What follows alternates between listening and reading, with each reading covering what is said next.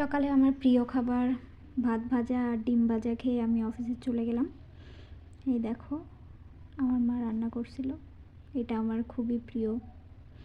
তো খাওয়া দাওয়া করে আমি অফিসে চলে গিয়েছি, আর অনেকক্ষণ পর মনে হলো আমার একটু চা খাওয়া দরকার, তাই আমি আর মিতা আপু এখন চা বানাবো। আমাদের কাছ থেকে চা বানানো শিখুন। প্রথমে 1 চামচ করে চিনি, আমাকে বেশি ভালোবাসে তাই বেশি দিয়ে ফেলেছে। পানিটা আস্তে আস্তে ঢালবেন, ঠিক আছে? যদি না পারেন তাহলে কাউকে ডেকে নেবেন।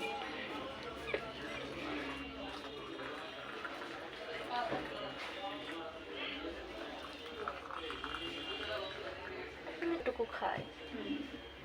আমরা যে যতখানি খাবো সেই পরিমাণে আমরা নিয়ে নিয়েছি। কেউ 1 জগ খাইতে পারি, কেউ 1 মগ খাইতে পারি। তারপরে আমরা চিনিটা একটু হালকা নেড়ে দেবো, দোকানের মতো করে। এখানে আমি আর মিতাবু চা কীভাবে বানাতে হয় সে বিষয়ে কমেন্ট্রি করছিলাম, তো মুহূর্তটা অনেক ফানি ছিল। আপনারা যে যতক্ষণ রাখতে ইচ্ছা করবেন, মানে যে যতক্ষণ লিকার খেতে চান ততক্ষণ রাখবেন।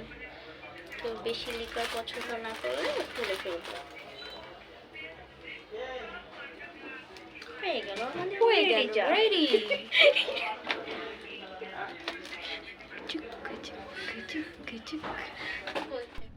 আর আমি কয়েকটা বেগুনি আর পেঁয়াজি নিয়ে আসছিলাম, সেগুলো সবাই মিলে খাচ্ছি এখন।